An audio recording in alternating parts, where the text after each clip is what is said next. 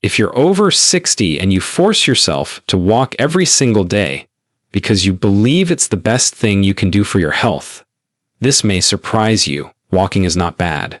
In fact, it can be helpful. But for many older adults, walking alone is no longer enough to keep legs strong, joints stable, and balance reliable. And that's why so many people walk every day yet still feel weaker, slower, and less confident with each passing year. Here's the uncomfortable truth most people are never told. Walking does not activate the muscles that actually prevent falls. It doesn't fully engage the stabilizers around your hips, knees, and ankles. And it doesn't train your body for the movements that matter most in daily life: standing up, turning, stepping over obstacles, or catching yourself when you lose balance. That's why someone can walk for years and still struggle getting out of a chair or feel unsteady in the kitchen. Many orthopedic and mobility specialists quietly agree on this. Walking is repetitive. It keeps your body moving in one narrow pattern. As we age, our muscles and joints need more than repetition. They need activation. They need signals that say, stay strong, stay responsive, stay balanced. Without those signals, weakness slowly creeps in, even if you're doing what you think is the right thing. What if I told you there are 3 simple exercises that activate more protective muscle in 5 minutes than a long walk does in 30? Exercises that are gentler on your joints, safer for your balance, and far more effective at helping you walk with confidence. These are not workouts, they're not intense, and they're not about pushing through pain. They're about teaching your body how to move correctly again. And here's what makes this even more important. One of these exercises is almost never talked about. Most people skip it because it looks too easy to matter. But it's often the missing piece, the reason walking stops working, and the reason legs start to feel weak even when you're doing everything right. Stay with me, because in the next few minutes, you'll understand why walking alone fails so many people after 60, and how these 3 movements work together to protect your strength, your balance, and your independence. By the end of this video, you'll know exactly what to do and why your body has been asking for it all along. If you've ever woken up in the morning and felt like your legs needed time to catch up with you, there's a reason for that. Overnight, your joints stiffen, circulation slows, and the muscles that protect your balance essentially go quiet. This isn't weakness yet, it's inactivity. And what you do in the first part of your day determines whether your legs wake up properly or stay sluggish. Most people are told the same advice over and over: walk more, move more, stay active. And while that sounds reasonable, it misses something important. Walking uses the same muscles in the same way every time. It doesn't challenge your balance system. It doesn't activate deep stabilizers. And it doesn't prepare your body for sudden movements, like turning quickly, stepping off a curb, or catching yourself if you stumble. This is why someone can walk every morning and still feel unsteady later in the day. It's not because walking is useless. It's because walking alone doesn't send the signals aging muscles and joints actually need. After 60, your body needs reminders. Gentle reminders that say, engage, support, react. Without those signals, muscles slowly stop responding even though they're still there. Here's the good news. This process is not permanent. Your muscles don't disappear overnight. Your balance system doesn't shut down completely. It just becomes underused. And when something is underused, it weakens quietly, gradually, without pain. That's why many people are shocked when they suddenly feel unstable. The decline happens slowly, then showed up all at once. That's where the right exercises make a difference. Not intense workouts, not long routines, just a few targeted movements that wake up the muscles walking ignores. Movements that activate your legs, your hips, and your balance system together, the way real life actually demands. When done consistently, these movements don't just make walking easier. They make standing, turning, and moving through your day feel safer. In a moment, I'll show you the first exercise. It looks simple, almost too simple, but it targets one of the most important movements for staying independent. And it's something walking barely touches. If you've ever struggled to stand up smoothly or felt your legs hesitate before moving, this is where everything starts to change. This first exercise looks almost ordinary, which is exactly why most people underestimate it. But this movement targets the exact muscles that decide whether you stand up with control or push off furniture without realizing it. It retrains your legs to work together instead of one muscle doing all the work while the others stay asleep. Start by standing behind a sturdy chair, countertop, or wall. Not because you're weak, but because safety comes first. Place your feet about hip width apart. Take a slow breath in, and as you breathe out, gently shift your weight slightly back as if you're about to sit down, but don't actually sit. Then return to standing. That's it. No speed, no force, just control. What's happening here is far more important than it looks. As you shift back, your hips, thighs, and calves activate at the same time. This teaches your brain how to distribute effort evenly instead of overloading your knees. Walking doesn't do this. Walking moves you forward. This movement trains you to control gravity, and gravity is what challenges you every single day.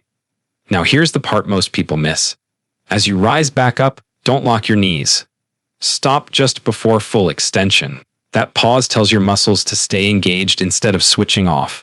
This single detail is why this exercise works so well for people over 60. It keeps the muscles online, ready to respond when you need them. Do this slowly 5 times. That's enough.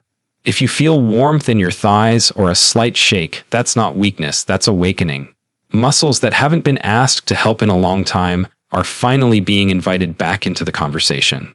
And once they re-engage, everyday movements start to feel smoother. Here's the curiosity most people don't expect. This movement doesn't just strengthen your legs. It improves your reaction time. When you practice controlled lowering and rising, your nervous system learns how to respond faster if you ever lose balance. That's why people who do this regularly often say they feel more confident walking, even though this exercise doesn't look like walking at all. In the next exercise, we'll build on this foundation. It focuses on side-to-side stability, the kind that prevents falls when you turn, pivot, or step unevenly. And it activates a muscle group that almost never gets attention until it's too late.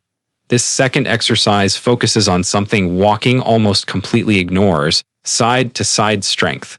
Most falls don't happen because people can't move forward. They happen when the body has to react sideways. A small step to the side, a turn, an uneven surface. And if the muscles responsible for lateral stability are weak, the body panics instead of correcting. Stand tall next to a wall, chair, or counter. One hand lightly resting for balance, not support. Bring your feet together. Take a slow breath. Now gently step one foot out to the side, keeping your toes pointing forward. Don't rush it. Let the movement be deliberate. Then slowly bring that foot back in. That's one repetition. What makes this exercise powerful is what's happening above the knee. As you step sideways, the muscles around your hips wake up. These muscles act like shock absorbers for your legs.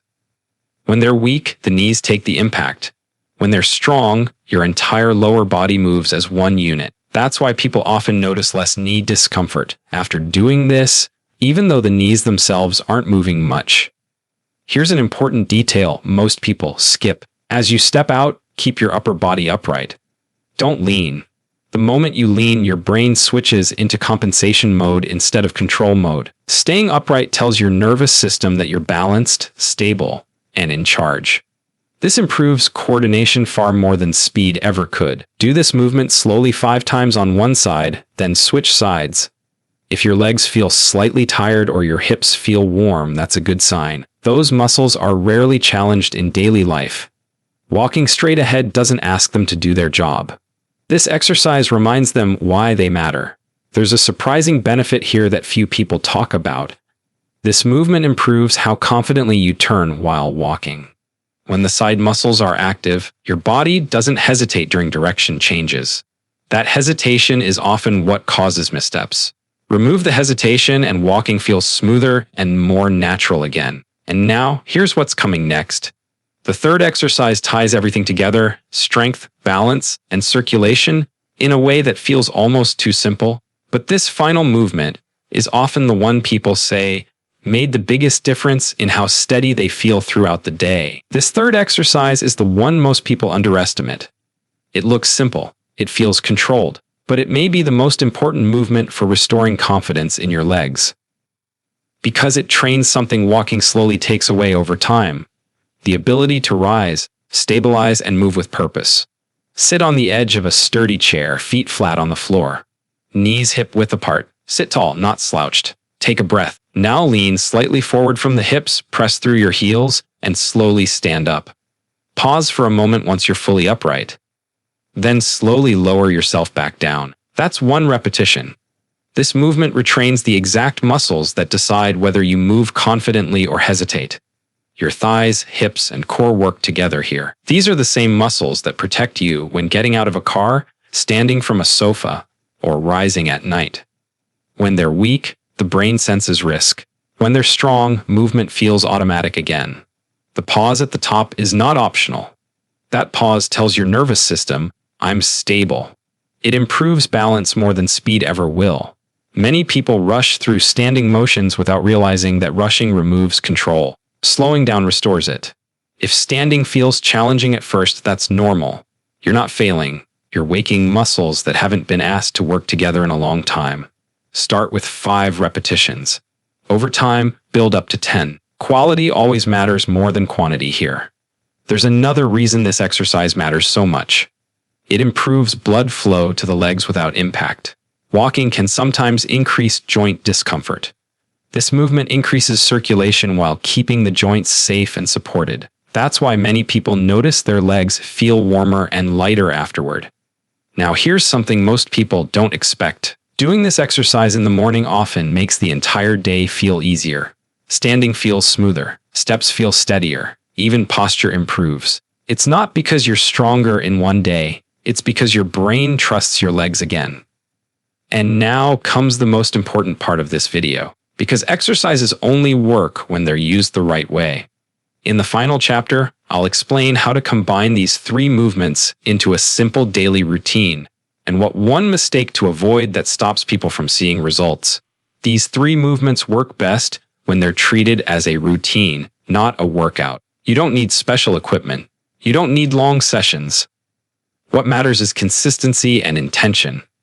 When done together, they send a clear message to your body. Movement is safe, controlled, and strong. The biggest mistake people make is doing too much too fast.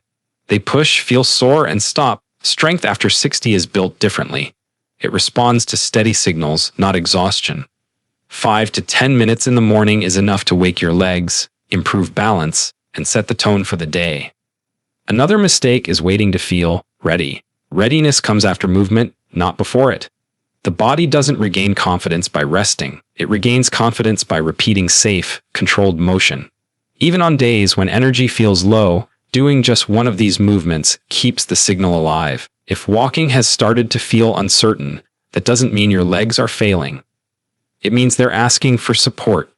These exercises give that support without strain. They strengthen the muscles walking relies on but rarely trains. Over time, many people notice small but meaningful changes. Standing feels easier. Turns feel smoother. Steps feel steadier. These changes don't arrive suddenly, they arrive quietly. And that's how real strength returns. Your goal is not to move like you did decades ago. Your goal is to move with confidence now, to walk without fear, to rise without hesitation, to trust your body again. If this video helped you understand your legs a little better, stay with this channel. Everything here is designed to support strength, balance, joints, and independence, without trends, hype, or unrealistic promises.